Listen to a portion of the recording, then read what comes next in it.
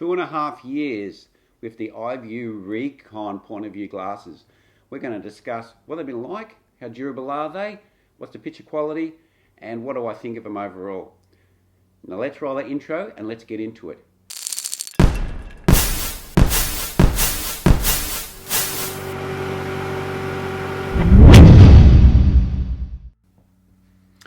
Well, here they are, the iVUE Recon point of view glasses, and let's just talk about what I really like about these things first, because when I bought these, I wanted something that I could just wear and I could ride my bike and I could get footage of me riding the bike, which didn't detract from me having to be able to ride. And it's also the same if you want to use them for driving.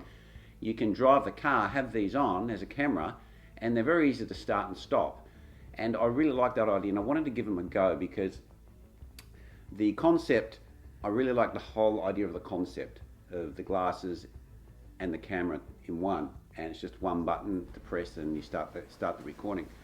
Now, unfortunately, the glasses really have been disappointing, and I've got to a point where I don't even use these glasses anymore because the quality of them, the actual, nothing to do with the camera, the actual build quality of them is so poor. This is my second set that I've had from iVUE.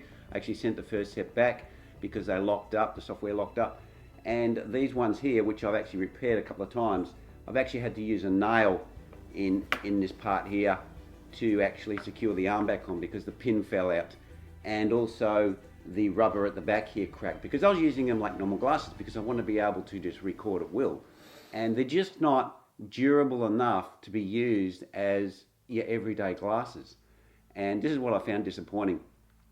They just really didn't suit the way I wanted to use them. They're okay if you want to use them once in a while, just pop them on to film something, but they're just too fragile to use as an everyday set of glasses, which was my point for using them, and also using them while I'm riding the bike, which probably is a little bit of a pretty, what do you call it, difficult environment because you're sweating and all this sort of stuff. So, and you know, they may get rained on or whatever when you're riding the bike. So that is my negative. And you know, overall, I really can't recommend these to people because the build quality is just not up to scratch. And you know, even if these glasses were a bit more expensive and they had stabilization in and the build quality of the glasses was better, they could be really good. And this is what lets them down. First of all, let's just go through them. One, the picture quality really is just not up to the level of your action camera these days. We have Hero 8 and the stabilization in these cameras is really good. We have 360 cameras and the stabilization is even better, and they can capture 360 degrees and you can actually choose and compose your pictures afterwards. We even have Insta360, which is a 360 camera, and now they've got into the action camera market, and they actually offer a 1-inch sensor. So the quality of these type of devices is really improving. Admittedly, these glasses are cheaper, but people want to have that quality. I mean, these things here are only shooting at 1080p, and if you want 60 frames per second, you've got to go down to 720 frames per second. And the quality, whether you forget about the resolution, the straight out quality of the sensor is quite poor. You can actually see they blow out very easily. When you travel from shade to sun, the colors and the automatic adjustment really struggles. So, you know, they might be okay, you know, in a steady light environment like inside, or, you know, if it was overcast or you're sitting at a barbecue. But when you want to use them from action, which is what you want these for, just say you were skiing, or you know, you're riding a motorbike, or you know, you're riding push bike, whatever, action type devices, they just don't cut it.